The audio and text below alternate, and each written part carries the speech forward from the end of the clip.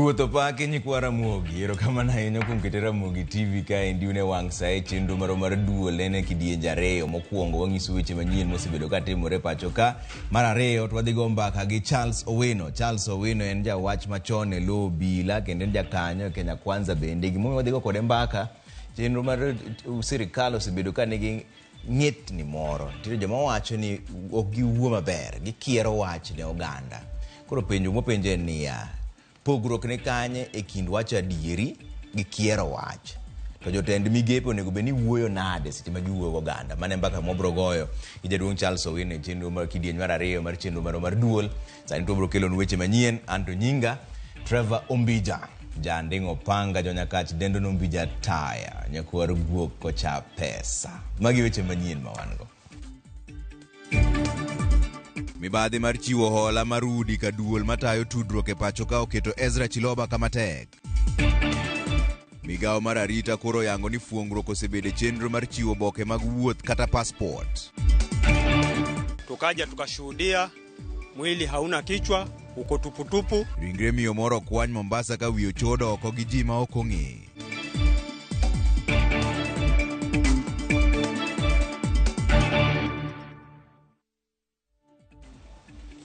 Erokamano kuom keto Ramogi TV kaendi. Jaloko marwa en Wilson Ochuka Jakabuoch Kobita. Erokamano ahinya. Koro wachaka ni weche manyien kaendi ni duond bura mar Jubilee koro sayo sirikal mar Kenya Kwanza kuom pondo e tok twak madhi nyime e kindgi gi Azimio e timo gigo mahinyo jo Kenya. Jubilee ochiwo seyo tok duol mar EPRA yango nengo manyien magimedo mamodhi e pacho kaendi makoro kelo pek ne oganda jo Kenya. Jubilee sayo sirikal kuom keto chenro moko mamedo hinyo jo Kenya kendo chwalo pek mar ngima e ondamo mamalo. The cost of living is on the table. The table will be the issue that will be discussed on Thursday in the afternoon by the dialogue team. And we are hopeful that all sides of the divide will come committed to it. Certainly as in Azimio will come committed to it. What I must register as my displeasure is the fact that when we talked about the cost of living, they put the finance bill and they passed it. They didn't bother. We therefore feel that this is insensitive and against the people. We notice that the taxation on a liter of fuel is 79 shillings, which makes it just 40% of the price. So it is not true to tell Kenyans that the hike in fuel prices is dictated by the high oil prices around the world. Kwa kanini jatend migao mar ohala kod dongruok kembe Moses Kuria koro wacho ni piny owacho mar Kenya Kwanza ochomo kama ber e weche mag chiro kembe kaka achiel kuom yore mag dongo uchumi mapacho kaendi. Kane olose kinde yango chako gedo mar kar kembe mag thieth mong'ere kaka Migori County Industrial and Aggregation Park, Kuria wacho ni chenro no biro kawo omenda maromo nus bilion e gero kembe go e pacho kaendi. Simfros Okinda lero no wachno. Jatend migao mar ohala Moses Kuria nochopo kar chung'od bura Manyatike County ma Migori e ao chako gedo mar kembe mag thieth miluongo ni Migori County Industrial and Aggregation Park. Migeno ni biro jiwo chumi ne county ma Migori kod alwora mare kendo chugo tije ne rowere. Kuria wacho ni piny owacho mamalo oseketo thenge milion 250 ka county ma Migori bende oketo milion 250 e chako gedo mar kembego. Jatend migao no wacho ni kembe gibiro chiwo thuolo tara mag tije ne oganda ipacho kam. Hapa tutaweza kuajiri vijana, wamama, wazee wasiopungua watu 30,000 hapa katika Migori County. Kuro medo ni kembe gi biro konyo jopure medo ndhadho ne mwandu magikayo. Wale ambao wanafanya kulima mahindi, kulima mchele, kulima horticulture, wavuvi wa samaki, wote watasaidika hapa. Kano rwako cheno ni gavana ma Migori Ochila yako ojiwo jopur mondo tim maber kod kembe go ka gikelo chambgi mondo mede ndhadhu. Wakulima wa rice, mchele, wa wali, all those farmers, this is one of the places where value addition will be done. Na wewe mfanyi biashara mahali huko hapa Kenya, ama kule ng'ambo, jua Nyatike has rice that you need to come and add value here. Moko mjodak Manyatike opocheno ni kagigeno yudo tije kendo bero ngimagi kokalo ikembegi. Kazi ambao tumeletewa hapa kwetu, tumejua wenye hawana kazi watapata kazi. Sana sana sisi kama wamama ambao tunaweza pata kazi ya upishi ama kazi ni mingi, lakini Mungu atatujalia tutapata kazi, hatutakaa idols. Pinyo wacho mapacho kage to tiyo kode shillings nus billion egero kuonde kembe mag thieth e pachoka. Simfrozo Kinda, Ramogi TV. Ndek kalapapla mar jolweny manyoluorore mar jiwo arita Lamu e seche mag otieno nyoluoro apoya kendo nego apisa manyo ting'o kapok oyang ni kwan-gi maler. Kaluwore kod ler mochiw kod KDF, ndegeno nyoluorore kor lwasi mar jiwo arita ahinya te alwora mar Boni, kaluwore kod timbe njore ma itayo kod kweth mag Al-Shabab mosemedore e kaunti ma Lamu. Gikone gisechuogo kendo oro kar masirano board moyiedhi madhi timo nonro mar yango gima ne okelo masira makamano. Masira makamano timore kinde ma piny owacho medo keto kenge mag thiro monj ma itayo kod kweth mar Al-Shabab masani omedore kendo koro gitiyo kod miruti micheko e bwo lowo mageto nyamburko mag apisas mag arita e gwenge ma Lamu kod Mandera bende.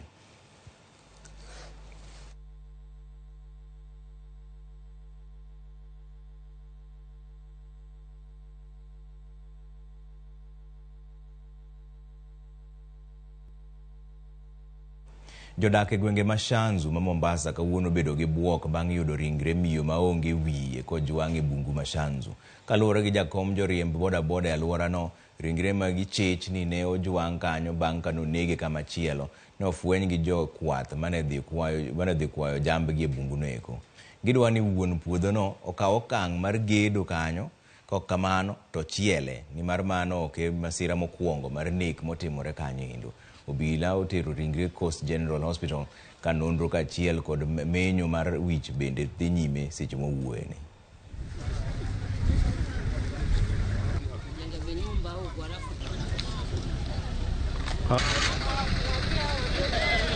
Walivyotufahamisha tukaja tukashuhudia mwili hauna kichwa, uko tuputupu na umefanyiwa hali ambayo si ya kawaida. Na huu msitu umehatarisha, umemaliza maisha ya watu, na mwenye shamba anafaa afahamishwe afyeke msitu wake ama lawa aweke ukuta. Kwa majina yangu naitwa Florida Elia. Kitendo hichi kimetusikitisha na sisi majirani. Sisi hatukai hapa lakini tunakaa majirani wa huko, tunafanya biashara zetu. Tumesikia hicho kitendo, tumekuja kuangalia, ni kitendo ambacho kimetusikitisha. Na ikiwa mimi mwenyewe pia ni mgeni wa huku, na kama hivyo wakazi wapo wanasema si mara ya kwanza wala mara ya pili, ni kitendo ambacho kimetusikitisha sana. Na nikionekana ni msichana mdogo amefanywa kitendo cha unyama, na bora hata wangemuoa kamwacha hata kichwa chake, lakini mpaka kichwa amekitoa. Ni kitendo cha kusikitisha sana. Kwa kweli tumeumia. Chenye uchungu kwangu, polisi tumewapigia simu saa 2 hawaji, na ingekuwa ni bunduki imepatikana ama pesa wangekuja mara moja. Manen director mar duol mar weche tudruok mapacho kaendi Ezra Chiloba koro yangore ni ne oteng' lwete mogo ewi mano ma wachore ni tiyo marach gi apis mare. Report manogol gi aput ma osebedo katimo nonro ewi weche mayango ni Chiloba nokawo hola moko mag ng'iewo udi ka ok oluwo chike mowinjore, kendo ng'iewo nyaka lope moko malachgi ohewo mano ma imiyo jotije mag piny owacho e bwo chenro mar chiwo nengo negi utego eko. Lidia Okeyo nigi ler mar wachno. Ndalo achiel bang' chunge e tich, nonro yango ni mane en director mar duol mar weche tudruok mapacho ka Ezra Chiloba ne osebedo katiyo marach gi apise. Board mane timo nonro wi kitelo mar Chiloba na obagoro modwe mokalo kama ne giyango ni Chiloba kod apisas mamoko chiko e duolno ne otaw chenro mag chiwo hola mag udi kata mortgage e yo ma ok oluwore gi chik kendo mibadhi ne nie iye. Board no yango ni Chiloba nooro oboke mar kwayo hola mar ng'iewo udi ka bang'e omiyore thuolo mar kawo hola no wuon ka ok oluwo kenge mowinjore. Report no bende lero ni Chiloba ne opudho achiel kachiel hola mar udi ne jago manyinge Jacob Simiyo Wakungu ka ok oluwo kenge mag chike mathuruka. Report mar bod no yango ni Chiloba nong'io ot moro kendo ng'io lowo maromo eka 7 ataro mar chike matayo lop gedo mimiyo jotije piny owacho moyienegi yudo mana eka achiel kende e bwo chenro mar chiwo ute ne jotije piny owacho. Gino manyiso ni Communication Authority ne oyudo lal mar omenda. Oyangore bende ni kambi mane Chiloba ng'iewe lobno kod odno mong'ere kaka Kitale Hillmos Limited en kambi mar Chiloba wuon, gino mane ataro mar chike matayo ng'iepo mag mwandugo. Midhiero machielo maluwo Chiloba en mar puodho jotije maweyo tich ka Communication Authority kapod gin kod gope mag hola mag udi. Mayangore ni osekelo lal mar omenda ma ok tin ne $28 e duolno. Thuolo mar Chiloba koro ne okaw gi Christopher Wambua mano yier kaka director makojolo mar duolno, lendo mano otim gi jakom board mar duolno Mary Mungai. E twak mare wang' jowi mar Citizen TV, jagoro mongirore bad migawo mar tudruok ma pacho ka Edward Kasiangani oyango ni migawo mar weche tudruok onge kod ng'eyo e wi lokruoge mano olandigo. Kata kamano, osingo chiwo report e wi lokruogego bang' timo romo gi jokanyo mag duolno.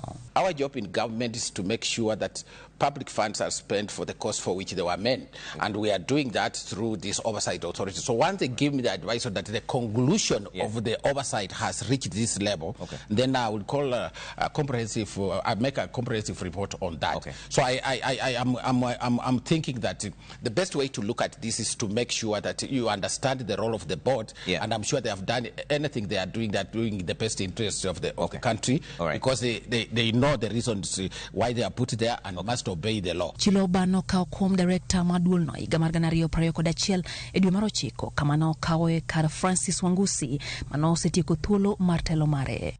Motelo ne mano, Chiloba ne en jakanyo maduol mar Youth Enterprise Development Fund mano machiwo omenda mag hola ne rawere matimo ohala. Bende ne en jatatije machon e duol matayo yiere pacho ka IEBC kama no otelo yiero mag 2017, yiero mano obedo gi tungni kendo nonuo bang' doho wito oko duoko mano olandi gi duolno. Lydia Okeo, Ramogi TV. Moko kuom jodak ma Buxton mane odar mar chiwo thuolo ne gedo mag udi ma nengogi ogonyore koro ywak ni singo mano chiwnegi ni idhi migi thuolo mokwongo donje utego nen mana miriambo.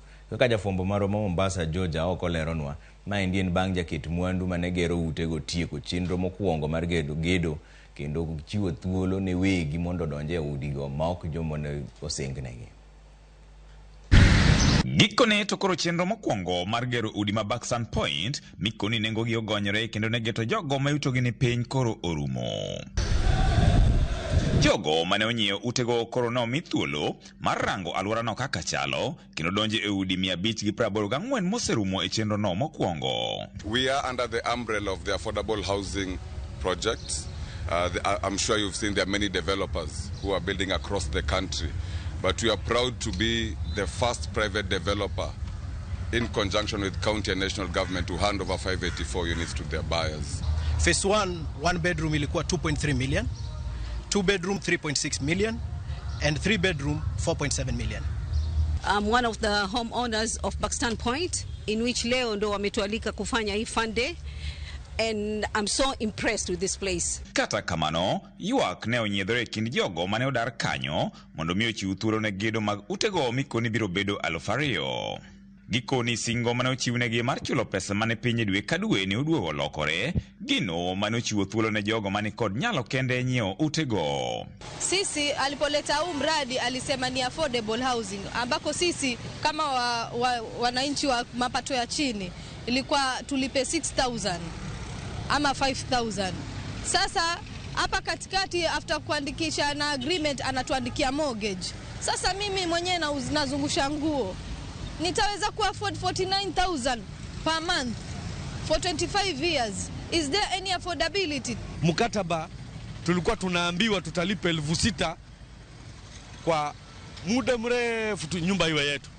Siku ile tunaenda kuchukua ile check, unaandikisha mkataba wa mwaka moja, ulipe ati sasa 3 million kama ni 2 bedrooms 3 million. You calculate 3 million for 1 year, ni kumaanisha ulipe over 250,000. Uko pale kama mkaaji na uko unalipa 3,662. Itakuwaje leo uje ambao ulipe 250,000 per month? ili upate nyumba pale Baksani. Ilikwenda kwa hali ngumu sana. Sasa ikaona kama muuze mabonyenye tu peke yake. Watu ambao wana pesa ndio waweza kununua nyumba tu pale Baksani. Lakini sisi wala ambao ni maskini mahoe hae tuliweza kuachwa nje. Luoro magen godo eni chenro mar piny owacho gero ute mikoni nengo gi oyweyo kendo geto jogo maonge nyalo kidekre mchopo ka gichiwo ranyisi gi ute go ma Bakstan. Tunapinga miradi yote ya affordable housing kaunti ya Mombasa na hata Kenya nzima kwa sababu the main beneficiaries walikuwa wanafaa kukuwa Bakstan tenants, the former Bakstan tenants, lakini kama shirika tumekuwa tukijiuliza housing for who? Nyumba za kina nani? Ni nyumba za mabwenyenye ama ni nyumba za maskini? Kwa sababu ule mfumo ambao umetumika wa rent mortgage to own sio mfumo ambao unaweza kusaidia maskini kupata zile nyumba. Tumejaribu kutembea huku na huku tutafute at least kusaidika. At least tujue sisi tutarudi kweli. Juzi wamepeana funguo. Sasa funguo zimepeanwa kina nani na sisi ndio tulikuwa tumeambiwa sisi ndio tuna first right of ownership. Sasa mbona why are we left out? Kwani sisi si wa Kenya na deposit walichukua za 60,000. Right now, honestly, end up to create more paupers, more morotos in this country than actually giving people decent living. Because we are supposed to be considered first. Hiyo consideration Bakstan tumeikosa. George Aoko, Ramogi TV, Mombasa. Jatend migao mar arita kwe Profesa Kithure Kindiki okone jo Kenya koro ni thuolo mar chwalo kwayo mag passport ni mar dongruok mag chenro no mane kelo pek e yudo passport mapiyo koro osetieki. Kindiki no yango ni passport makwan gi ok tin ne 87,000 osechapi kendo jo Kenya koro nyalo kawo gi kuom thuolo mar ndalo 30.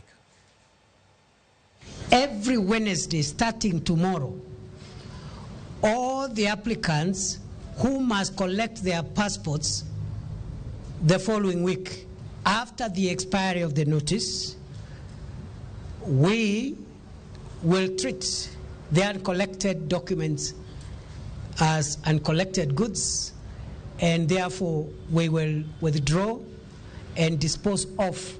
We will be in a position to steady our new commitment going forward of the 7-day period by which all passports must be released.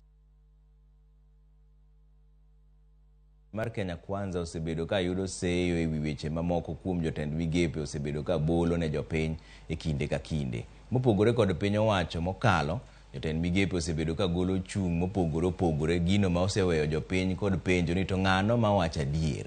Jafombo marwa mar siasa Chris Owino kolonwa kaka tend Kenya Kwanza tayo chenro mage ka chiel gi kawo chung mopogore e wi weche mag chenro margi. E kor juma mokalo, oganda jo Kenya ne oyudore kinda kurga sumbi e wi medruok mar nengo mafuta bang' piny owacho mar Kenya Kwanza. Medruok mar nengo mafuta bang' piny owacho mar Kenya Kwanza wacho ni onge maginyalo timo e duoko piny nengo mafuta e pacho kae. Jatend migao mar teko Davis Chirchir ne onyiso komiti mar od bura mochung' ne teko ni medruok e nengo mafuta en midhiero mokwako piny mangima kendo nyiso oganda jo Kenya mondo oikre ne kinde mapek e dweche mabiro. Seyo imedo chwalo ne serikal ni chal ka gima giketo oganda jo Kenya tenge. Watwa kod Peter Odoyo makinde mokalo ne en jalup jatend migao e serikal mar mosenindo Mwai Kibaki. Jolony mamoko to wacho ang'o. Ko yire ka rais kata cabinet minister ichalo baba gi mama, in gi nyithindo matindo,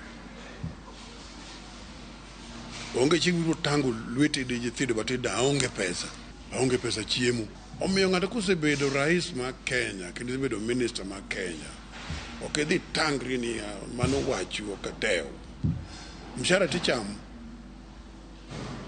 waketi ka jamni dhi winji dhi ting'no pek iluongo ni invincible weight. Koro kama mafuta beche tek Tanzania kata beche tek South Africa kata Uganda, mano ok ochunowa. Sirikal ok wayier mondo explain nwa gimomiyo bech mafuta tek. Sirikal wayiero mondo kelnwa solution sama wan gi tabu.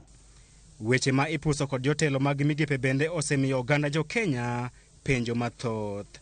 Ranyisi en jatend migawo mar ohala Moses Kuria manyocha othiano ne jopiny maywago dok chien e nengo mar mafuta ni okuny kisima maggi. Gimoro nitie ma okoso kuom jotelo mamoko, ok jotelo te mag Kenya Kwanza, to jotelo mamoko machiel kuom gen Moses Kuria. Gima kizungu luongo kata dho ngere luongo ni emotional intelligence. En bedo gi rieko mar ng'eyo ni sani awuoyo gi ng'a, ta wuoyo kanye, to gima dwa wacho ni dhi konyo nang'o kuom joma wuoyo. Ng'eyo ni an ng'a, ta wuoyo gi ng'a is very important. Mano nikech mano emomiyo gibiro wuok e wuoyo kaka ne giwuoyo e campaign, to koro giwuoyo kaka joma osekawo tich kendo tiyo. Maga chiel kuom tabu wan godo kuom sirikal masani kuom cabinet ministers ma are not sensitive o ging'eyo ni jopiny nigi tabu. Wadwaro sirikal manyalo winjo ywak ma jopiny. Nyiso ni inbe nyaka appreciate ni jopiny winjo pek. Jotend migepe mag Kenya Kwanza bende osebedo kaka ochung' mopogore e wi wach achiel kata odoko ni ginie sirikal achiel. E kinde nono chenro mag kambi mar RuuPiny e pacho kae, jatend migawo mar tudruok Eliud Owalo ne onyiso od bura ni onge chik mag kambi mar RuuPiny ne oketho e chenro mag kawo nonro mag jopiny. Juma achiel bang'e, jatend migawo mar arita Profesa Kithure Kindiki ne okawo chung' mopogore kod Owalo ka olero ni kambi mar RuuPiny ne ok oyudo thuolo mar kawo nonro mag jo-Kenya. But sani yudo ni ng'ato loso for the president, ng'ato loso for the other head of the public service, ng'ama loso the whole government, and ng'a. Normally, he is supposed to be an employee of Owalo, Minister for Information.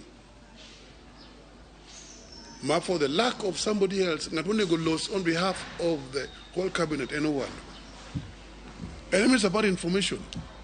Information to who? To the public. Not to the ministers, not to the technocrats. Kech nitiere moko kuom gima ne sirikal kata ka Musalia gini. Ok winj ka gikiro weche oyuma to gin e sirikandno. Nyiso ni jok mwawinjo ka kiro weche gina jok ma kitgi en kiro wach. To ma otimore nikech President William Ruto nokawo josiasa okete executive koparo ni bedo gi josiasa executive bro konye timo siasa maber ka gidhi nyime. Chris Owino, Ramogi TV, Nairobi. Mane Mbaka mobrogo gi jaduong' Charles Owino to sechopo e studio kae ndi en jawach machon e lobby lakini en jakanyo Kenya Kwanza bro penjo to bin sirikal lewe kier. Mane Mbaka mwadhi go to ere pogruok e kind wacho ne ng'ata dieri gi kiero ne ng'ato wach. Mage Mbaka mwadhi go bang' dakika moko machuok kidienyo mar ariyo mar duol. Lakini sani twadhi ne Migori kuma jogo mapidho kothe mag yiende kaunti ma Migori ywak ni kwan jogo mapidho yiende odok piny e kaunti ma Migori seche mowueni. Nyaka sani jopith mag kothe mag yiende kaunti ma Migori okwamo kod kodhi mag yiende maromo milion 2. John Bosco ma en jarita luora kendo tiyo kod riwruok mar Green Life wacho ni kata piny owacho osedok piny e siro weche mag pidho yiende kaunti ma Migori. Bosco wacho ni bedo ni kothe mag yiende mathoth koro gikwamo godo goyo chuny jopith mag yien piny. Ma endi osir kod Pamela Omwanda ma wacho ni ber ka ipuonjo oganda kaka ginyalo tiyo kod puothegi e pidho yiende bende. Yien wadhuro godo e nasari to jok mabiro kawo yien gi gin jok ma jopur wegi wenye wanajituma wenyewe jopur wegi mabiro to kawo yien to dhi pidho to mondo yud kata ni government kata ng'ata mowuok manyalo sponsor mondo yien odhi e yo moro malong'o to tek. Kata obedo ni waloso yien go ok wane ka yien go dhi waling kod yien e nasari kata dakika ma wawuoyeni. Yien ng'eny kendo gin yiende ma millions mag yien. Wan wa produce yiende gi lakini mondo mi koro gibed consumed e ground ok temre. Yien pod waling godo e nasari nyaka kawuono. Ka watimo nonro kendwa ni to dipo ni ang'o momiyo pidho yien odok chien, private entities emosebedo ga ka konyo sana weche mag pidho yien. Iyudo ka japur moro en ema ang' nodhi opidh yien kaka en. Wan gi riwruoge mamoko machalo kaka corporate organizations. Iyudo ka gin bende seche moko watiyo kodgi. Kwa mfano nyocha watiyo gi Agricultural Finance Corporation e pidho yien got sagegi. To koro ka wasepidho yien got sagegi kanyo, iyudo ka protection mar yien no bende ni piny. Kwa Migori to dhi yweyo matin kwa duogo to pod wadhi mbele gi weche manyien, kik idhi mabor ahinya.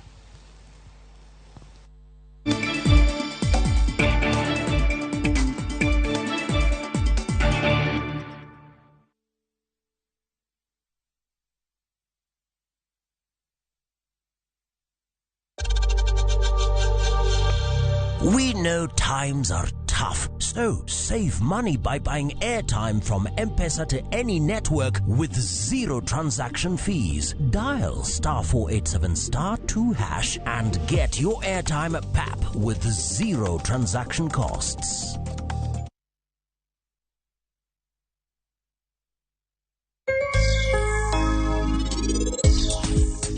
Mehere ni nyako maber ahinya to an ok anyal ketho nyinge kata matin. Many gimoro machielo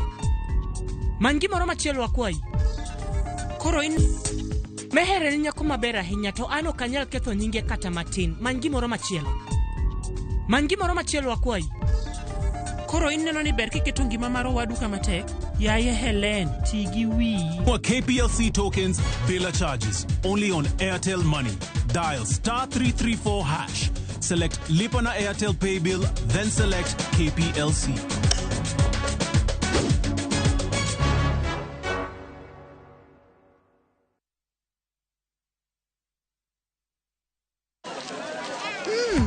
Colgate Herbal is formulated from a unique blend of natural herbs and is scientifically proven to strengthen teeth and keep gums healthy. Try Colgate Herbal, scientifically proven for strong teeth and healthy gums.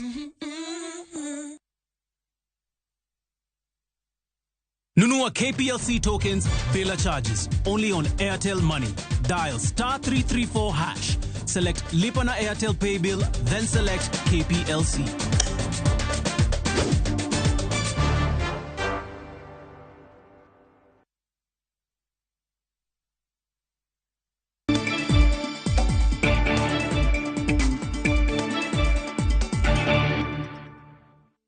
Erokamano kuom keto Ramogi TV kaendi ni joriembo kod weg nyamburko e tong' mar Kenya kod Tanzania koro ng'ado tong' mar manyo mauta mag nyamburko e piny Tanzania kaluwore kod idho mar nengo mwandu no e pacho kaendi. Magi timore kinde ma weg kuonde logo mauta ma Kenya yudore e tong' mar Namanga ywak ni ohala koro dok piny nyaka nyocha med nengo mar mauta pacho kaendi. George Bati miyo ler. Uganda jo Kenya ng'ur kaluwore kod medruok nengo mauta mancholandi kod telo magayo nengo teko e pacho ka EPRA. Weg nyamburko manie tong' Kenya kod Tanzania e gwenge ma Namanga koro jwang'o kuonde logo ma Kenya kendo thurore nyaka piny Tanzania magikoni nengo mwandu no nie piny. E kinde malita achiel mar petrol uso siling 211.6 ma pacho ka, kuonde logo ma Tanzania uso petrol siling 3,297 lita ka lita maromre kod siling 193.60 ma pacho ka. Manyiso ni nengo petrol ni malo gi siling 18 e pacho ka kopim kod piny lebamba ma Tanzania. Ma nyiso ni ng'at moketo petrol e nyamburko mare kata pikipiki e piny Tanzania biro kungo siling 18. Diesel masani use pacho ka siling 209 e Tanzania use siling 3,343 komenda ma pinyno maromre kod siling 196.30 ma pacho ka. Kama nyiso bende ni nengo diesel ni malo gi siling 4.70 e pacho ka kopim kod piny lebamba ma Tanzania. Moko kuom tipo ma wan go yango nyamburko ariyo ka iketo negi mauta e kar logo ma e piny Tanzania. Achiel mane kod namba ndikruok mar piny Kenya kama chielo namba ndikruok mare mar piny Tanzania. Ranyisi ni weg nyamburko manie tong' sani koro manyo resruok e piny Tanzania. Jo Kenya ma weg nyamburko koni idho mar nengo mauta e pacho ka ochuno gi mondo gidhi e piny Tanzania mondo e kadipo ka gikungo kata gimoro matin ka weg tesende mag logo ma Kenya manitie tong' ma Namanga ywago lal kaluwore kod okang' ma weg nyamburko okawo mar dhi yudo mwandu go e piny Tanzania e nengo mani piny. Hapo mbeleni kulikuwa tunauza mafuta vizuri, tunaweza uza lita 5,000 kwa siku. Kuanzia mafuta ipande, watu wameanza kutukimbia, wamevuka boda wanaenda kunya Tanzania. Customer wengi tumewapoteza. Kuanzia mafuta ifike 213. Kama hao customer wangekuwa wanakuja huku, inamaanisha tax yetu kama Kenya ingekuwa inaenda juu. Manake customer wengi wamehamia ule upande na inatuaffect sisi, inatuaffect sana. Kinde ni mamoko kuom jotelo e piny owacho ma pacho ka oselieko ni nengo mar mauta nyalo medo idho kadhi malo dwe ka dwe. weg nyamburko ahinya mawuok e tong' ma Kajiado kod kauntis mamoko mogo tong' kod piny Tanzania nyalo medo dhi manyo mauta e pinyno ma libamba kaka yor manyo resruok. George Bati, Ramogi TV. Jotelo mag Kenya Kwanza mawuok Nyanza kotelnigi kod manen jaod bura manyatike Omondi Anyanga opuoyo kang' ma governors kod jotelo orwako godo dongruok machopo Nyanza kod jotend migepe piny owacho mar Kenya Kwanza. Anyanga omedo ni kata odoko ni pogruok mar siasa osebedo, owinjore jotelo ket maino e nywako lwetgi e dongruok ne jopiny. Kata kamano omedo ni chenro mag ohala ma ochopo nyatikego dhi chiwo thuolo mag tije kod ohala ne jo nyatike kod Migori ke kaunti mangima. Wuok gi teko mo receive jatich sirkal Bwana Kuria mochopo e nyatike nyiso no yie tiyo gi sirkal. To wang'eyo ni ka ng'ama yie tiyo gi sirkal ema nyalo dhi konyo jopiny. Ke jopiny nyaka ti gi sirkal mondo maendeleo odonji. Jopiny onego ti gi sirkal mamalo motelne gi Dr. William Samoei Ruto, ke jotelo onego ti gi sirkal mar Ochilo Bogayako. Mano kaka jopiny nyalo nwang'o konyruok. Kendo ni muna nyis jothurwa ni onge kaka wanyalo yie ni nyatike kuma ji odake ma ji nosedake higni mang'eny ni nyalo biro to timo gazettement mar nyatike te ni koro bedo kar jo forest. Nyatike nyaka los maler ma jodak duto te bed gi title deeds kaka dwarore. Omiyo wach na winjo kowuok e dho Ochilo Ayako kina mor kode kabisa. Bwana gavana, tim gik mitimono ber ne an kendo ber ne jopiny.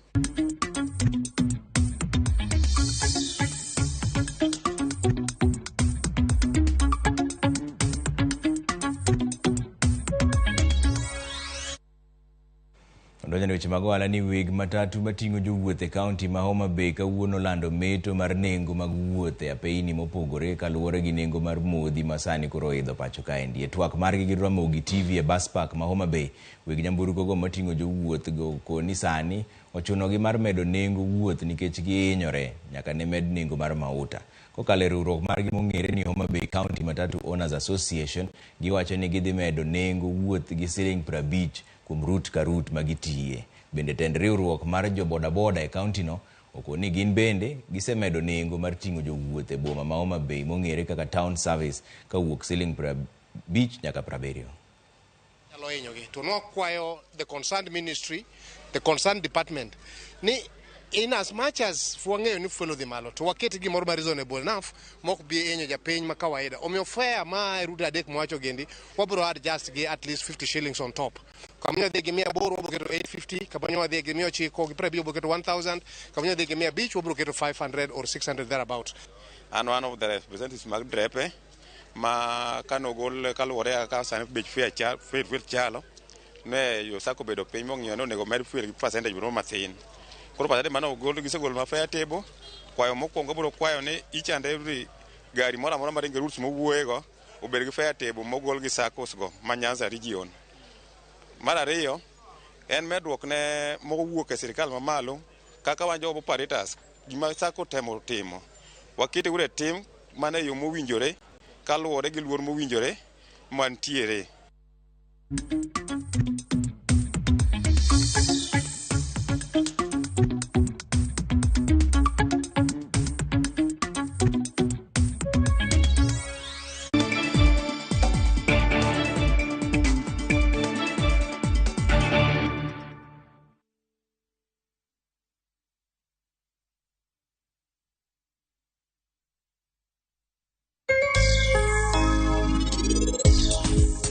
Mehere ni nyako maber ahinya to an ok anyal ketho nyinge kata matin. Many gimoro machielo akwayi. Koro ineno ni ber kiketo ngima mar owadu kama tek. Yaye Helen, ti gi wiyi. For KPLC tokens, bila charges. Only on Airtel Money. Dial *334#. Select Lipa na Airtel Pay Bill, then select KPLC.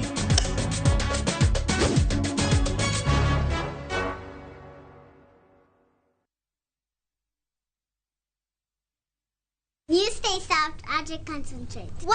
It is 4 times more concentrated. 2. It is packed with 4 times more fragrance. 3. 1 bottle gives you 40 washes. New Stay Soft Addict Concentrate.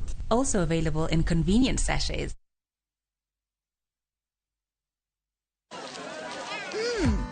Colgate Herbal is formulated from a unique blend of natural herbs and is scientifically proven to strengthen teeth and keep gums healthy.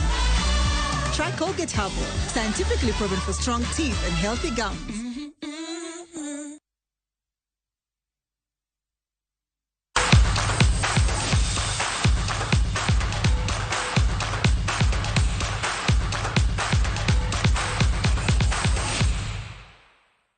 Bas walora ne weche mag tuke ni riwruok matayo tuke mag adhula FKF koro kuom gi omoke rot bang' alap makasarani gi nyayo lor ayanga nyaka higa mar 2025 ka sirikal biro chako gedo manyien biro tim gi jolweny mapacho ka endi ma ende kaka alap manyayo biro chalo.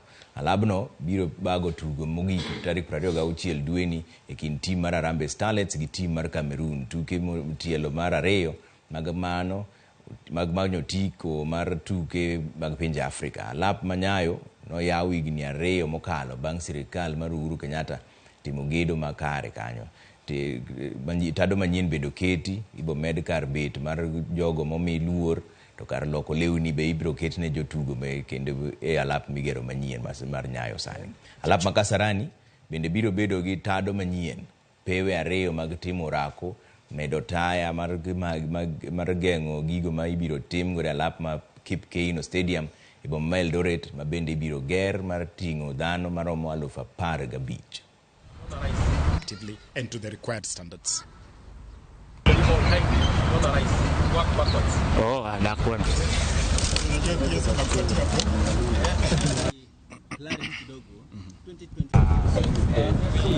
They are all designed to Green Star standard. We are using renewable energy for this, and we are also using natural ventilation as much as possible in all the stadia and all the spaces that we have designed. This is a long-term investment. We really want AFCON 2027. We are really praying and doing everything possible to get AFCON 2027. But if we don't, we'll still continue with these projects because they are for long-term good of the country. Team Kenya matugo tuke mag rugby jotugo 7 kon gi koni biro chako ikruok margi motelo ne tuke mag Olympics higa manyien bang' yudo tiko e tugo mag pinje Afrika mane obagi e boma ma Harare mani Zimbabwe. Shujaa nomolo pacho ka endi midhiambo manyoro kendo yudo rwak gi wer mopoto. Kenya nobedo gi jotugo 6 mawelo e team, kata kamano ne girodho team mar Afrika ma milambo points 17 kuom 12 e finals mag pinje Afrika. Shujaa noromnegi gi jotelo mag riwruok matayo tuke mag rugby pacho ka achiel gi jotelo mawuok e riwruok matayo tuke mag Olympics.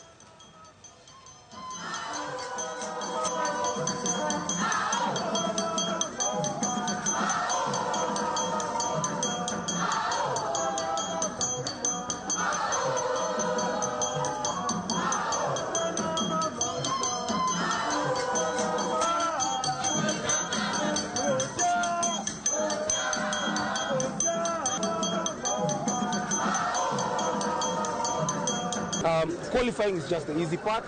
Now the hard work begins because now in the Olympics itself, we're going to meet tough opposition. So now is when the hard work begins. It's work that we are really ready to take on heads on. Like I said, these boys are very adventurous and these boys are very courageous in terms of they don't fear anybody. I'll say this boldly. We're going to put in some good work. And we're not just going to participate in the Olympics, we're going to compete.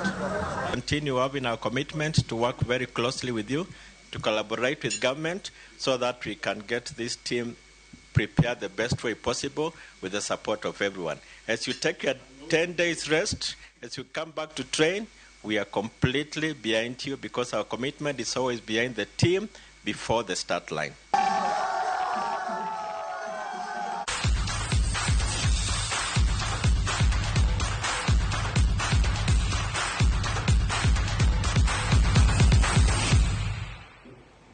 Waloro kidieny mokwongo mar chenro mar duol kwa duogo to wadonje kidieny mar 2 gi jaduong' Charles Owino men jawach machon e lobby lakini en jakanyo e Kenya Kwanza obrogo kod Mbaka ni to bin sirikal lewe kier mane Mbaka mwadhi goyo kik idhi mabor ahinya bang' dakika moko matin to waduoga ka wan mane chenro mar duol.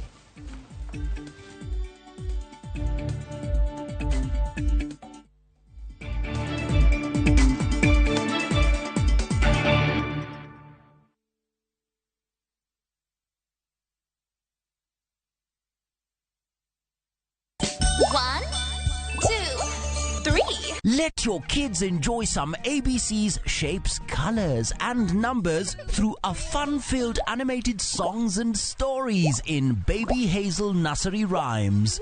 1, 2, 3, 4, 5. Johnny. Yes, Papa.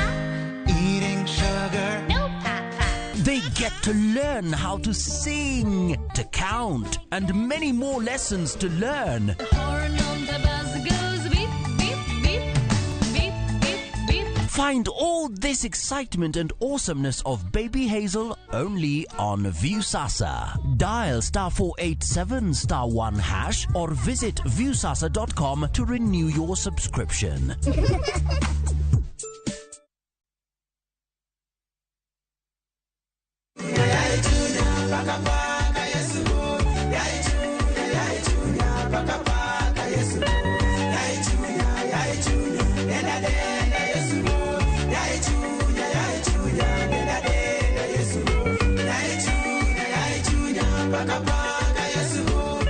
Mondo iyud skiza timu mar chunya, idiyo *812 *784#. Ramogi TV en od jothumbe duto.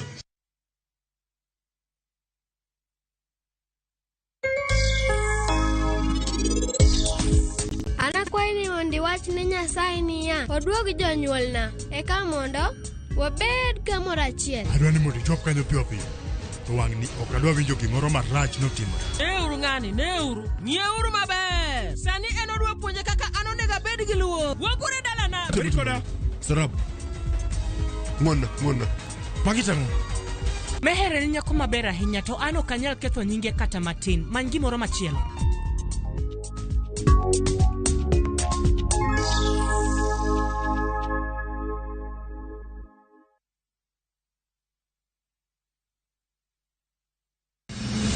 Chieng' tich adek ka tich adek en oketho piny to pod ogo kwe. Ji dhinyore te kanyo kar jopiny. Magi duto yudore mana Ramogi TV.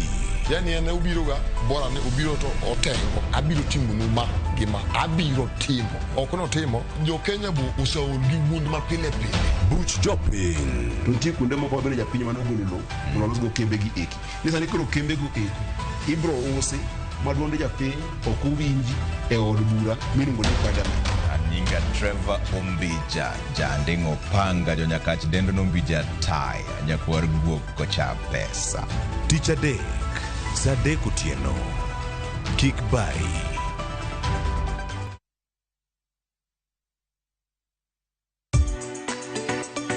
Ik milimili mar dhogi ne wuodh kid chiemo mopogore. Chenro ka chenro dhialo mit chiemo. Chiemo gi nyadhi mopogore. Rabuon ni apidha iluongo ni suramaya. Lony tudore kod kitwa. Ok en mana ewi chiemo. Joluo wacho ga nang'o? Nyako dhiga tedo. Nabiro tedo. Ai biro tedo. En hera gi lony moketi e loso chiemo ka chiemo. Sama koro gibage, sama idhi moye, to ni medo ne sukari matin. Sukari miyo konyo gi fermentation. Omiyo, kihero chiemo, in jatedo, kata mana ng'ama ohero tedo. Tudri kodwa tich adek juma ka juma e chenro mar tedo gi chiemo. Gi Jailieta mana e Ramogi TV.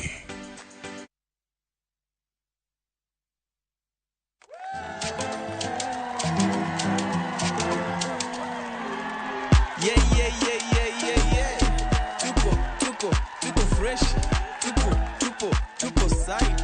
Relax, everything is alright. You know how we do it in the 254. It nice, we keep coming back for more. You know how we do it in the 254. It nice, we keep coming back for more. Sherehe si sherehe bila aroma, inashika inatibamba vinoma. Sherehe si sherehe bila aroma, inashika inatibamba vinoma. For make it deeper, manze mapema ndio best. Masaa machache ain't no time to rest. For make it deeper, manze mapema ndio best. Masaa machache ain't no time to rest. Introducing new tropical air fresheners range. Let the scent move you. Available in all outlets near you. From Tropical Brands.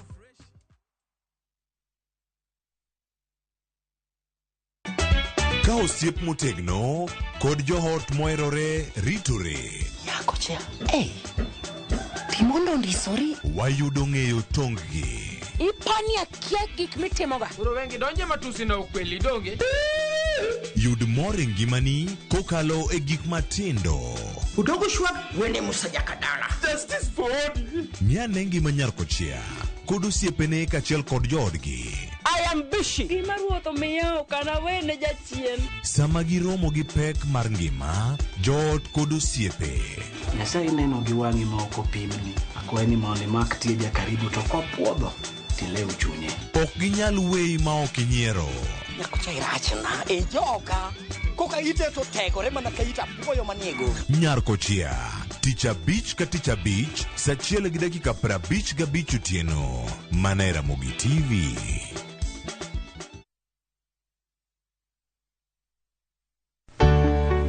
Pur mar maua, pidho jamni, magi te gin yore mag pur. Be inyagori kod kute e puodho? Mchele nigi value addition. E pur gi ohala, walimo jopur ma opogore opogore. Challenges ng'eny pur generally. Egome jopur iluongo ne janeko. Ka wafwenyo ni yore makare mag pur kendo waduoko penjo mora mora. Pogruok mane malich kata maduong' kind dhiang' mar ring'o gi dhiang' mar chak. Motenore kod weche mag pur kod japur. Kwaseketo manyien to sama wapitho cha be nyaka wapith gi DAP. Wan nyaka gi kanuna. Manya pika mongo. Riwri kod alori nyaka Black e chenro mar pur gi ohala. Tich adek ka tich adek, saa 1:45 otieno.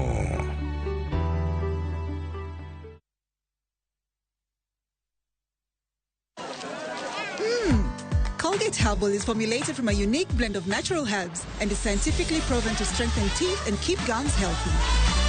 Try Colgate Herbal, scientifically proven for strong teeth and healthy gums.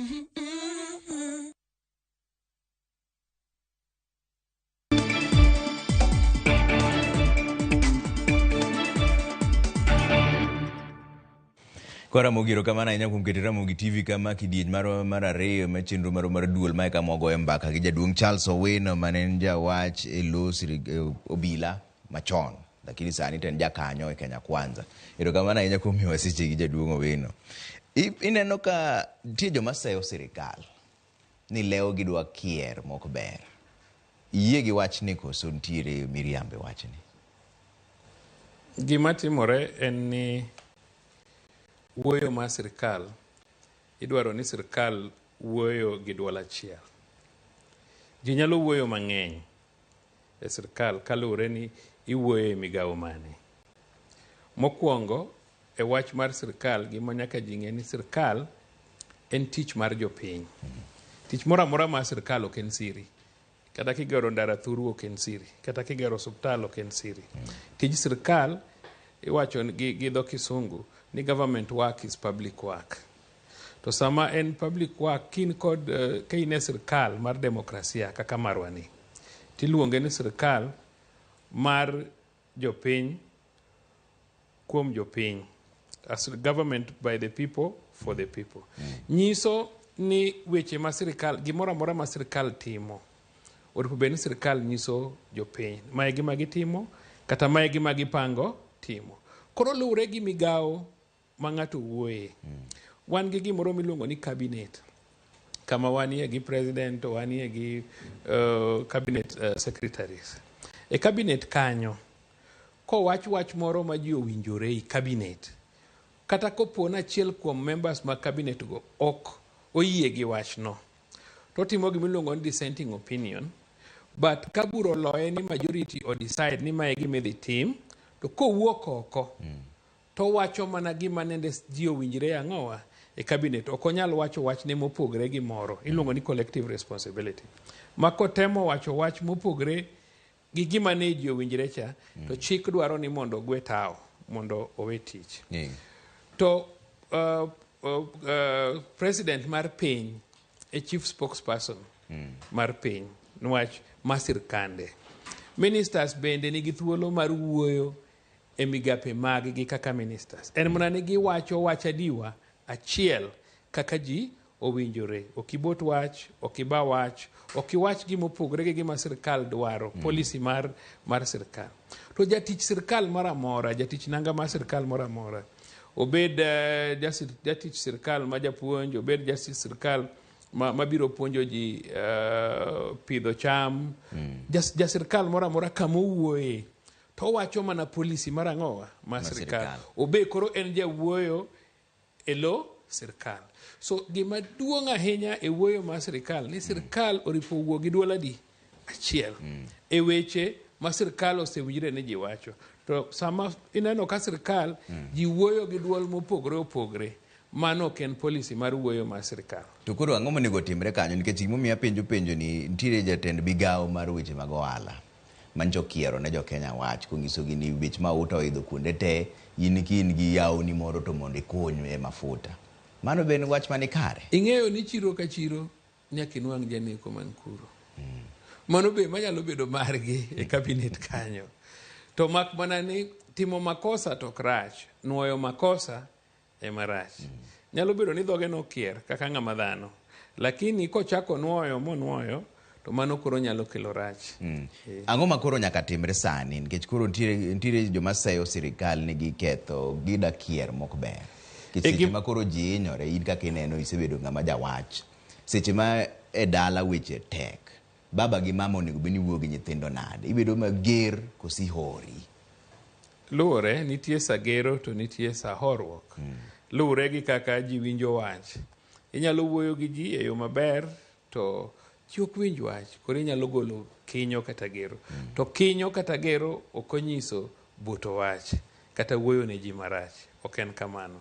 But gima ng'eyo en ni sirkal bro bedo piny kendo gibro neno yo ma ginyalo konyogo waziri mag gi wuoyo. Ng'eny gi jomoko kuom jotelo mane kabinet gin joma pok otiyo gi sirkal, gikia weche mang'eny mag sirkal. Koro kaka sa medo dhi, ibro puonjgi kendo gibro bedo ni ginyalo wuoyo ka koro ben jotich nanga ma sirkal wuoyo. To be nitiere adieri e weche moko ma giwacho kan, nikech nitiere kaka koro jatelo ma konyo Ker William Ruto miluongo ni David Ndii nowacho ni en jo siasa ok oyie gi weche ma jo siasa wacho, kendo wacho ni ji ni wach mar mafuta ni samoro dhi bedo maber, samoro dhi bedo marach. Mo wacho ni ji ni kata mana daktari bende nitiere ga samoro motemo thiedho jatuo to jatuo thone. Ang'o ma koro nyaka tim kanyo, nikech nitiere adieri moro ni sirkal ok ong'e gima timo, gitema ni samoro gini dhi bedo maber, samoro gini ok dhi bedo maber, nikech mae ng'ama miyo jatelo wuon wach. Oyo gima dwa wacho en niya, ing'e ni sirkand ni ji mang'eny nok ong'eyo ni Ker William Ruto bro bedo president. Kaluwre gi kaka ne siasa chalo higni 2 kata 3 mokalo. Ing'eyo ni nogwe oko, ne en jalup ker ndio, lakini weche mang'eny mag sirkal ne oko omiye mondo luwre go maber.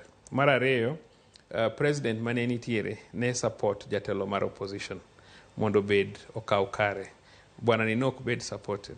Omiyo ji mang'eny nok ne nigi geno ni obro bedo ker. Koro jo mang'eny nitie thoth ji ma no bedo gi chwanyruok kata gibedo disappointed ni ng'ama ne giparo ni bro bedo ker.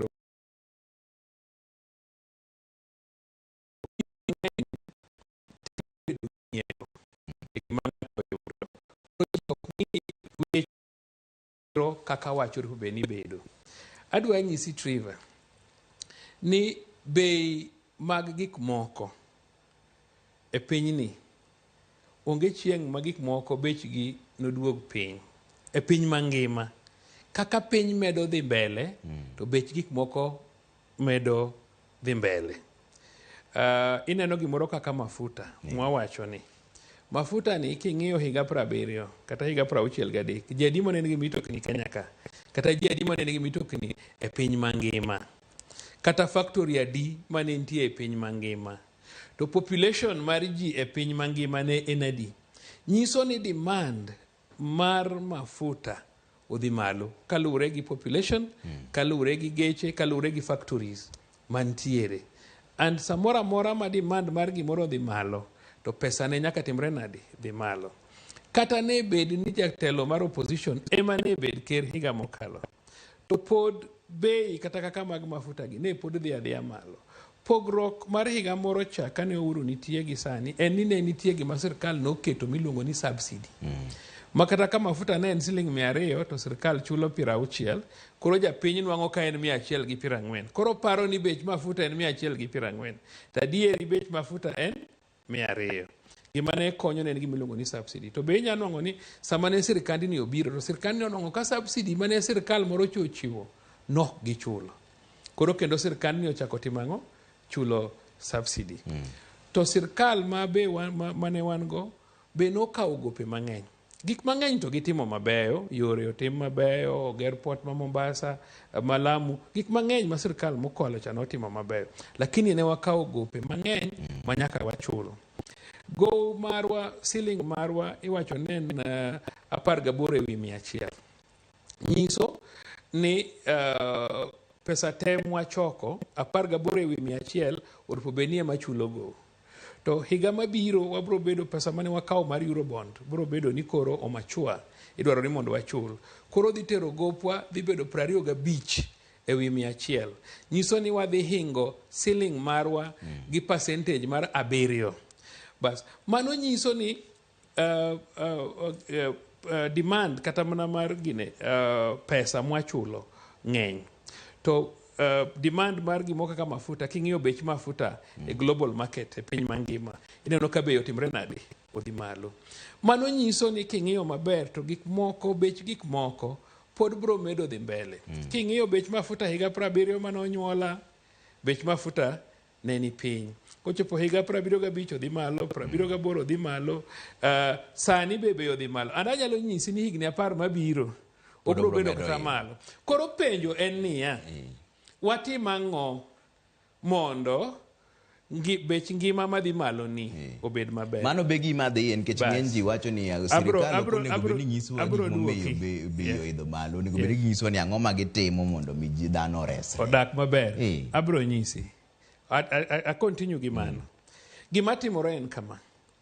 Ni nyaka wabed gi yore ma sirkal loso go omenda. Kendo ng'ata ma kawaida be loso go pesa. Nyiso ni kaka koro sani wan gi demand kaka koro kar mafuta. Demand marwa mar mafuta ni malo. Anyiso ni population omedore to mtokni bo omedore. Koro gima sani nyaka timre, nyaka koro wakel mtokni mag stima kaka electrical cars. Nyaka wakel apiko mag stima. Stima bende wan kod renewable energy kaka wind power. Wanwang'o Northern Kenya kaka Turkana kama wind ng'enye. Kata mana Ngong ka ineno ka nitie wind power. Koro nyaka wa invest mondo wabed gi mo renewable energy, wind power, kendo nyaka be wachak wa invest mondo wabed kod solar energy. Bende ka bende wan kod aochewa man kod bugro mag pi, waterfalls, boripo watigo mondo wamed power. The moment mwabedo gi energy mang'eny to factories okoro bitio ke power okwabigolo power kuom diesel kata petrol. To be kendo okwabitio gi mtokni mag diesel.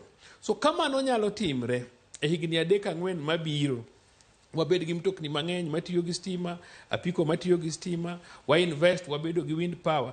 Demand mar petrol kata mar oil bro dok piny.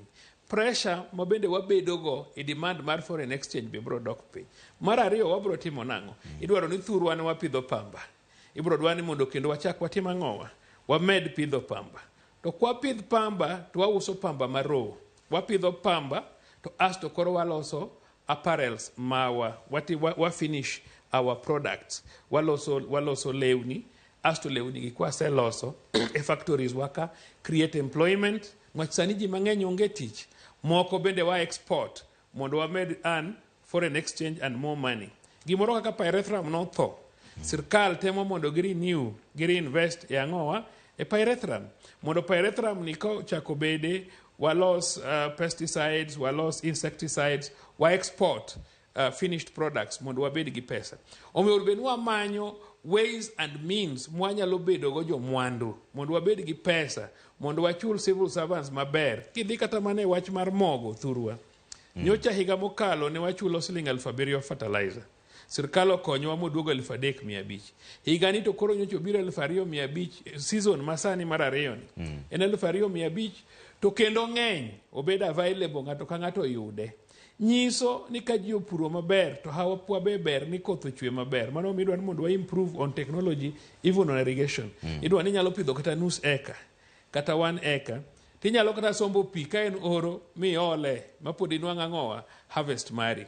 Koro wang'iyo all avenues niwach ka wabedo gi good harvest to koro ji biro bedo gi bando, ji bedo go muogo, ji bedo gi bel and therefore cost pressure mar dhi ng'iewo bando bedo manade bedo matin. So improvement e yore mag agriculture. So nyaka wa expand kidhi Canada kawuono tinwang'o ka soda en $300 gi wiye.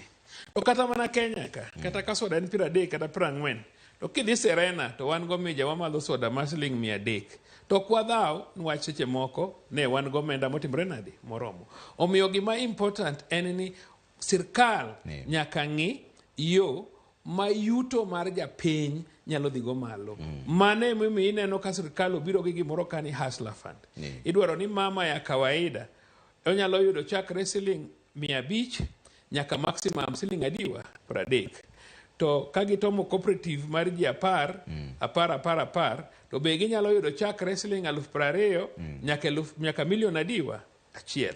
So such activities konyo mondo kata mana mege matimo abedo onya yudo $500 kochulo to medore kamano nyaka chiemro chopo $30,000 mondo ji obed gi access to hola matindo mondo ji otim ohala.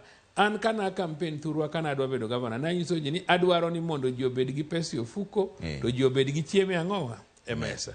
Mane gimoro ben wang'iyo maduong' moloyo go koko to sirkal pod nyien.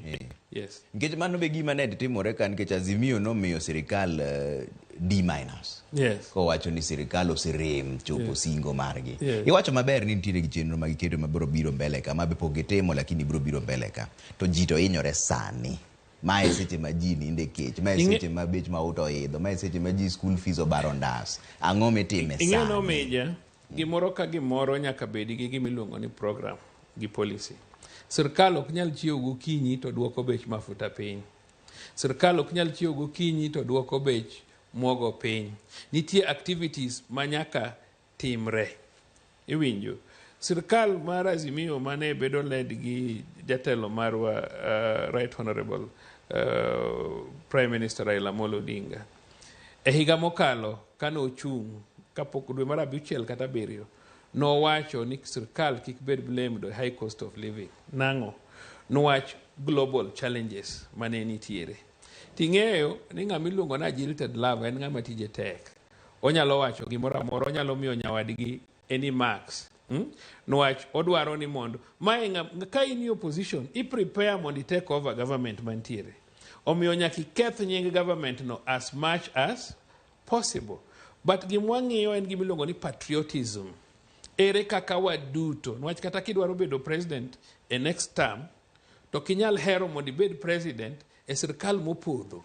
Inyalo dwaro ni mondo ibed president ka sirkal no osetimre nadi ose improve.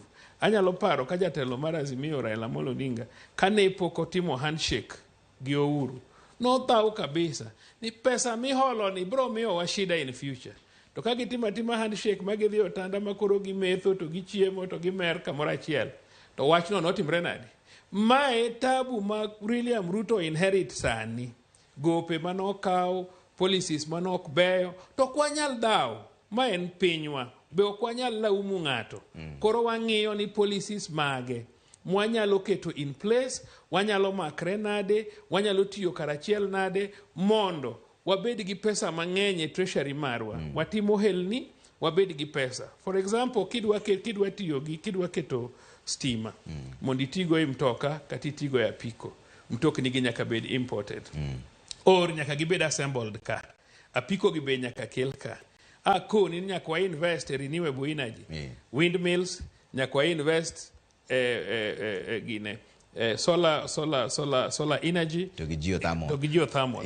Yes. To mae okinya chiwo gokinyi titimo. There must be a budget. To kare mae kama wach nitiere nikech ji ne wacho ni kare nuwuondo jopiny.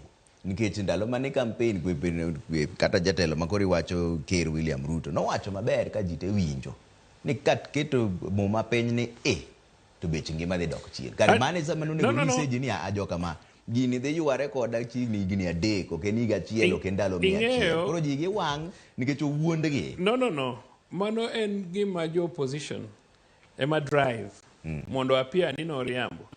Kawuono Triva kabiro dala ni takaw dheri gi nyaroya ma dhigo.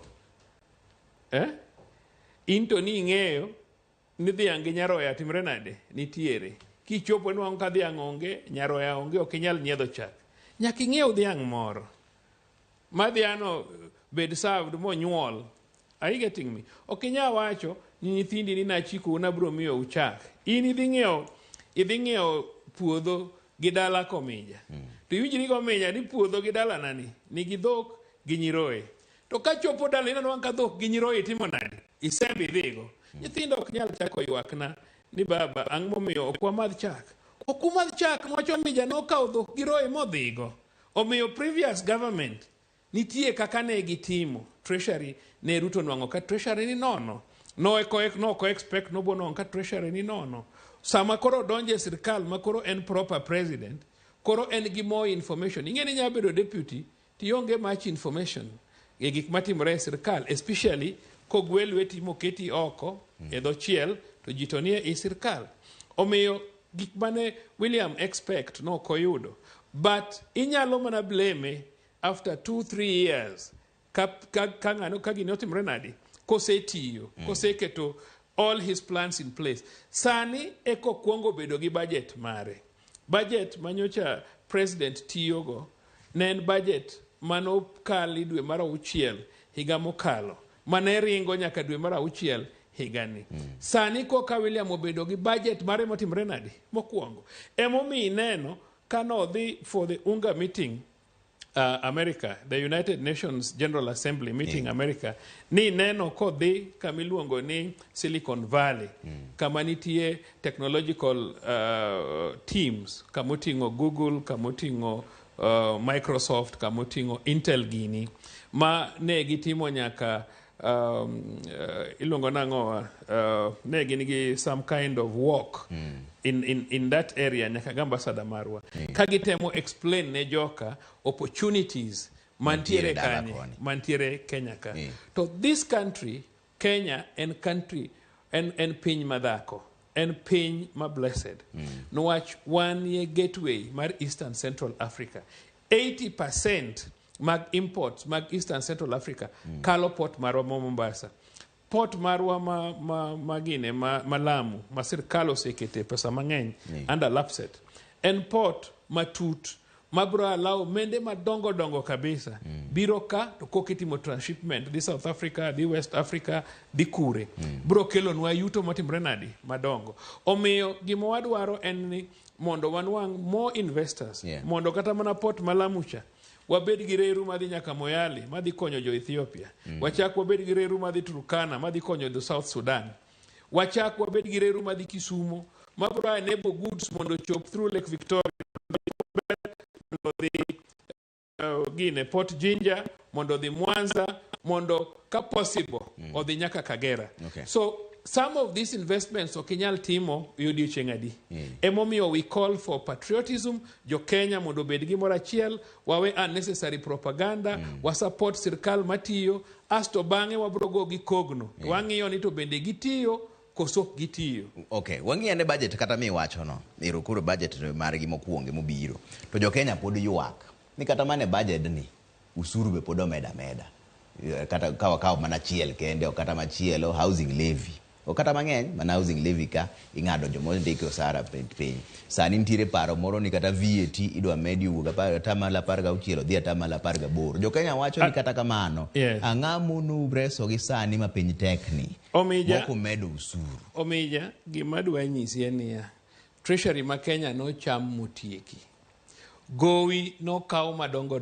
Omiyo kok ne nyal medo usuru. To ne wadhi bedo gi milongo ni insolvent, economy marwa ne dhi collapse completely. Iwinja. To gi milongo ni housing levy, adwa ni mondi understand kama.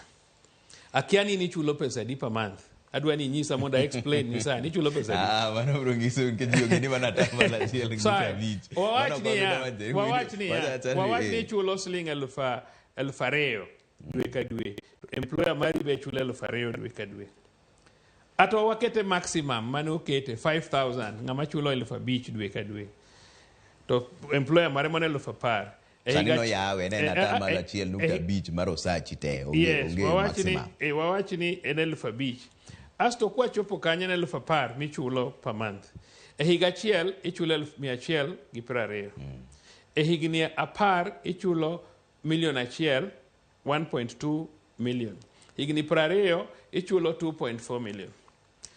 To gima timore en ni gima itu achul ni iluongo ni affordable housing. 2.4 million ni onge ot minyang'iewo go e town ka sani. Iwinja. The affordable housing kata sani kidhi Ngara ka. Ot moro be ni chulo siling $1,200,000 gi wiye, inyiewo 3.5 million gi civil servants kod joma bro chulo pesa ni. Ang'o miyo iluonge na affordable housing? Nwach sirkal chiwo low for free. Kata kidhi e sirkandwa mar county ma Siaya, gidhi chiwo low for free. Homa Bay dhi chiwo low for free. To pesa mar ot almost 70% wuok e low. Pesa michiwo no bende en tax free. Nwach sirkal ok ohole. Mano nyiso ni ot moro be ni nyiewo $1,200,000, sirkal dhi uso ni at 3.5 million, minyalo kawo loan sani ming'iew makata kisave pesa no for 20 years to kibinyiewo. Omiyo pod en profitable to ng'ato kaka in. So pesa michulo no en profitable kuomi, nwach idhi bedo go opportunity mar ng'iewo ot 3.5 million, ot mane dhi nyiewo 12 million, makata ni iti. To ok en ji te madhi yudo odno. No, ok ni ji te. Majority manigi udi no tayari mok dwar kata no ng'ad gi pesa. Ing'eyo gima nyaka ing'e ni bedo gi tich e sirkal en a privilege, is not a right. Nitie ji mang'eny mosomo kata moloi ma onge tich. Seche moko kata manyalo lendo kama ber moloi to onge tich. Omiyo it is a privilege. Mine is a contribution. Kikwa bed mano mi a call for gimiluongo ni patriotism. Iwinjo bedo ng'ama patriot, ng'ama kawo pinye. Onyalo tho ne pinye kaka jalweny dhi gore nang'owa ne pinye cha. So patriotism ne ema nyaka watim. To wawe ywak ahinya.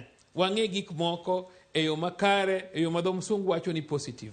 Watemo ng'iyo gik moko negatively, watemo lalamika unfortunately, and I've always said I wish ni Jakom no bedo president. Mondo gik story mang'eny mwawacho pile gi, mondo rum mondo wati matek. Ji paro ni ka Jakom obedo president to bro miyo ji chiemo. Okonya mi chiemo. Obro mana tiyo like any other. Moko go Jakom ok favor gaji. Oko favor kata kabindwa poko favor nyaka nene okinya no bedo prime minister no favor nga. Oko favor ji. Otemo mondo ti within the law kaka en. Ko ng'at moro nitie mobet piny maparo ni kata no wino ni ka bedo president to koro boydo gimo for free onge. Pod nyaka idhi e puodho, pod nyaka iti matek, pod nyaka itim gik moko kaka nyalore. To how marach ok obedo. But I wish ni no bedo, nwach no bedi, kasumba mang'eny gi propaganda mang'eny maluo wan gogni di koro onge. Ka koro watieko, ini neno ka nok ni kanye sirikal ka. En wache magikia pango maber, kose jie magogi gi propaganda mang'eny, kose gimbe go giti maber. Na se kuoni ni ya. Ni okinyal yudo sirkal chieng'no titimo gik moko te. Sirkal nyaka mi opportunity, nyaka wa create environment mwanyalo tiye maber. Inyalo paro ka sirkal ni ochako tich to wan wachako ting'o sufria ewi wago koke town, jiloro business. Mago gin gik mok nyal konyo sirkal. Wami sirkal opportunity mondo sirkal oti. To ka sirkal ok otiyo maber bang' higni 4 kata 5, jopiny nigi right mar wacho no kutiyonwa maber, wuoguru mondo wakel sirkal moro manade manyien. To sani to wago koko. Sani oripo support sirkal. In gadieri ni nyocha wayudo kata mana pes jodongo manen gareyas mar dweche 8 nyocha sirkal ochulo te. Ing'eyo mano. Ing'eyo maber ni fertilizer manyochi chulo siling 7,000 e duke wachulo sani 2,500. Ing'eyo maber ni pesa manyocha thago governors musiko gibiro Nairobi manyo pesa. Nyocha president onyisi ni oketo nigi bilion 50 e treasury. Ma joma pok oloso papers gi maber ema pok oyudo pesa. And the moment nyocha wabedo gi shida kabisa, the moment ma county governments nyalo yudo pesa on time, nyiso ni contractors ibro chul on time. So contractors ok bi thagre because chon contractors ne holo pesa bank, ngato holo pesa bank, kose holo pesa bank, sirkal kawo kata higni 2 higni 3 pok ochule, idongo ka jomoko tho, jomoko bedo auctioned, but ka government nyalo kelo pesa on time, the way magisechako kelo pesa on time, to gima bro timore en ni contractors bro yudo pesa, jok ma uso gik moko hardwares bro yudo pesa, nyaka joma timo timbe moko mojany moko machulo jika be bro chulo pesa, ji bro yudo pesa. Omiyo anyalo wacho ni so far sirkal mar Kenya Kwanza ochako maber. Wayudo fertilizer ma cheap, wadhi yudo chiemo, jodongo yudo pesa gi on time, county governments yudo pesa gi on time, president tiyo mok nindi, owuotho kendo manyo investors mondo wati maber. Omiyo meja antan gadieri ni bang' higni 3-4 wate wabro donje Kenya Kwanza, kendo wabro go kura ne Kenya Kwanza, kendo kata thuro kata jakom Raila Amolo Odinga wabro rwake Kenya Kwanza, kendo wabro tiyo kode. Tine joma wacho ni unandhoga, bago jomi uduoko nang'o kapok watiyo ko. Ing'eyo? Joma wacho ni wanandhoga go pok ochulo kata fees ne nyathi owadgi. Joma wacho ni wanandhoga go pok okonyo kata gweng'gi. Ano wino odwa hongo makodul makowuor makamagude makogelo makandhaiwa jakaruoth. Asekonyo ji mathoth, asegero skunde mathoth, asetimo gik mang'eny ma ng'ato ok nyal luonga nandhoga, ajaluo gi tiende gi pache. Joma wacho ni wanandhoga gi, William Ruto ni kende, ema no mobilize lang'o mogone Raila kura 207, karomb gi 100%, magi chako gi gwere go kuche magi keto Raila Prime Minister. Nyaka wabed joma beyo, wabed joma duoko lwetgi. Mae jathurwa, mae naelot wadwa, manyaka wa support sirkal mare. Jakomo temo, gikelo multiparty, gikelo devolution, obed piny mos ochiem, orit nyikwae, orit ndalo ne opak ruoth Nyasaye, o advice jomatindo mondo piny odongi. Oko chuno ni nyako bedi. Erokamano, mano jaduong' Charles Owino en jakanyo Kenya Kwanza. Mane kamo e chenro mar duol aduogo kendo saa 3 mondo agonu mbaka manyien e weche matimore pacho ka. Anto nyinga Trevor Ombija, janding opanga jonyakach dendo Ombija taya nyakwar guok kocha pesa. Wadere saa 3.